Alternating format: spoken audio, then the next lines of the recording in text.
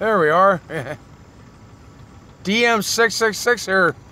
I'm parked here at the entrance of the Immaculate Conception Cemetery here in Columbia, Illinois. Just checking out the view. I was thinking that here in this cloudier day here like this, you can kind of see the horizon more sharply because it's not as smoggy. Sometimes on the sunny days, it's a little bit smoggy out in the distance.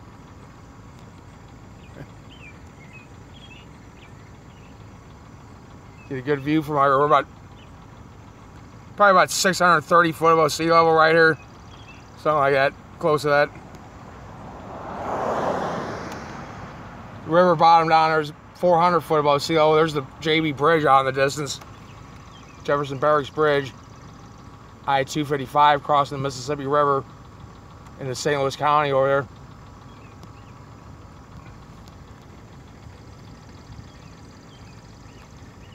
See, now this is right down, it's right down the ridgeline from Mount Mueller. It's actually the same ridgeline that Mount Mueller is on. The same uplifted area, it actually goes way down. It goes down past Waterloo, this uplift area. Or this like plateau lifts up here. There's highland here. I call it the northern terminus of the Illinois Ozarks. And you can't see the trees in the way there. Otherwise, you'd see the big bluff down of Valmeyer down there. I'll pull down a little bit farther, see if we can get a shot of that.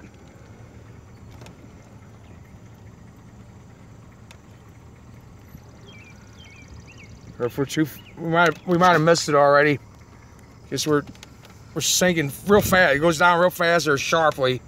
There's a slope here. Yeah, you can't quite see it here. Somewhere down there was Salt Lake Point, which would be the highest point in Monroe County, I think, 832 foot.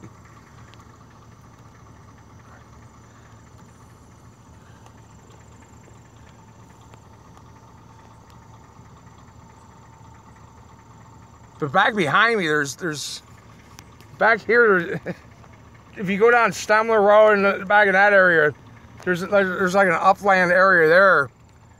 There's kind of some rugged topography where it's really rolling, these rolling hills and stuff. Interesting topography. And it's this karst topography where there's caves. There's many caves in this area. There's limestone, karst topography. So it forms caves in the limestone up in these bluffs. Down by Waterloo, there's a real large cave. Illinois Cavern, but it got shut down because of some kind of bats had a disease or something. You used to be able to go into it. I don't know if they ever opened it again or not. It used to be really neat. I went down there many years ago. We used to go down there before they even made it. See, now the state owns it, but before that, we used to go down there. It was privately owned, and this guy would let you down in there. This friendly old guy would let you down. I can't remember his name now. Was it Kruger or something like that? This old man would let you in there and stuff. Really, it was like 6 or 7 miles of cave down there. There's stalagmites and stalactites and all that. It was a tourist attraction actually in the turn of the century. It's down by Burkesville, Illinois, south of Waterloo. It's on the same, it's basically on the same ridgeline. This same uplift goes all the way down to the Kaskaskia River, essentially. And then it starts again when you get up by Chester. Then it starts up again. There's an uplift again. That some people refer to the Illinois Ozarks because across the river is the Missouri Ozark Plateau. But then some geologists say that actually the uplift here in Illinois comes out of Kentucky, though they're saying geologically. That I was reading. That's actually part of what do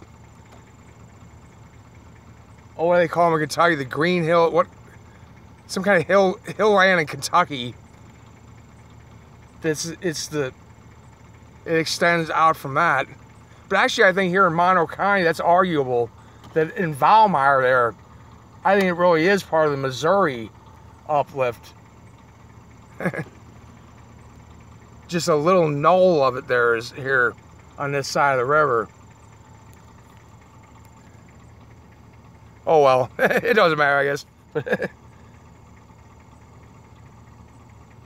You know, the Ozarks, originally, there's mountains there like 300 million years ago or more, and then they eroded away, and then you were left with this high plateau, and then it formed all these deep ravines and valleys. That's what the Ozarks actually are. It's not really mountains, it's really ravines and valleys from a high plateau. So it looks like mountains if you're down in the valleys and stuff. It looks like you're in mountains, but it's actually more ravines.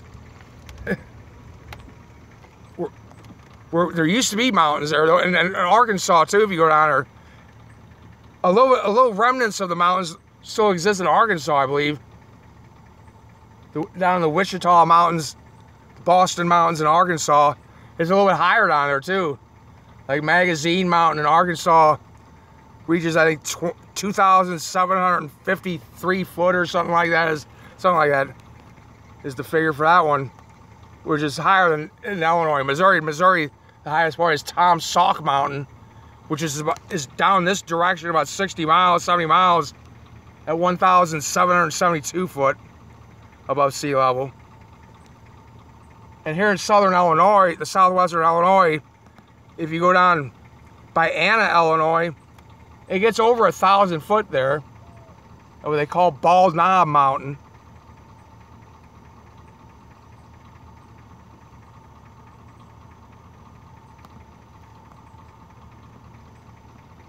There's some interesting topography down there.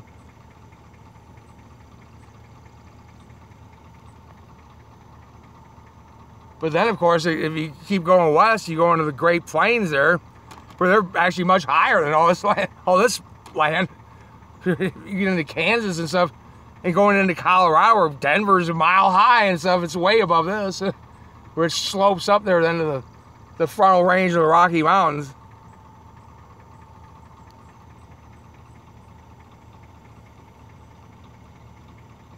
But it's a highland area relative to the Mississippi Delta, and so, you know, it's up above that and all that. You go down to Boot Heel, Missouri, and where the Ohio meets the Mississippi, the Delta actually goes up into that area, more or less.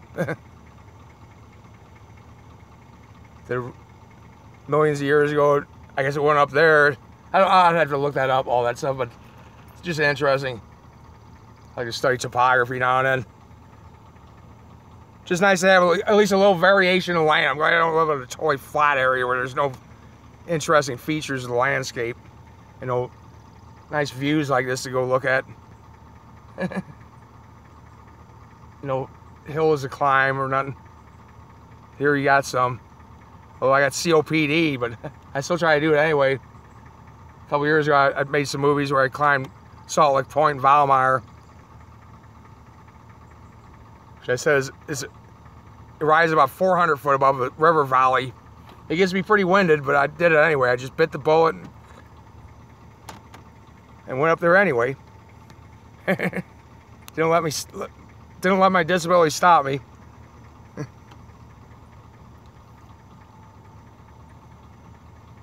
Just gotta struggle with it anyway. My mom and dad are laying over there. Say hi to them. I put some bottles of Coca-Cola by their graveside there a while back. They're still there. I can see them from here. Some Mexico, the glass bottles from Mexico. They're selling out at the stores. I thought it'd be nice for them to have some refreshments. So I gave them each a glass bottle of Coca-Cola over there at their gravesite there.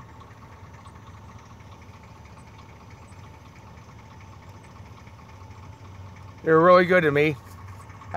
Yesterday was my mom's birthday. I made some movie. I mentioned that in a clip I made yesterday, a stream I made. So happy birthday, Mom, from yesterday. They're up in Celestia, I was saying. My mom and dad are 7th Heaven, Celestia. I believe is the name of the community they go to. They're in 7th heaven in the state of Celestia. There's somewhere up yonder there, I believe. Somewhere up there in heaven somewhere. But someday St. Michael the Archangel is supposed to come and raise their relics out of these cemeteries and then put flesh on them again, breathe the Holy Spirit into them, and they're supposed to live forever. We're supposed to live forever then. And those of us who are still alive are supposed to take part in that too, in this hypothesis.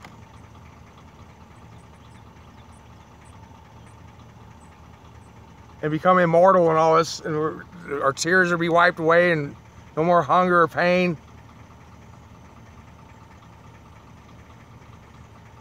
It's a hypothesis that some mystics in their visions claim has validity. We don't know yet. We don't know for sure yet. Now the materialists, they'll say no, we're just dust in the wind. And I'm an agnostic, I don't know. I'm giving it the benefit of the doubt. But like, but I've said though that the view of the view of the former view seems more appealing that I presented there.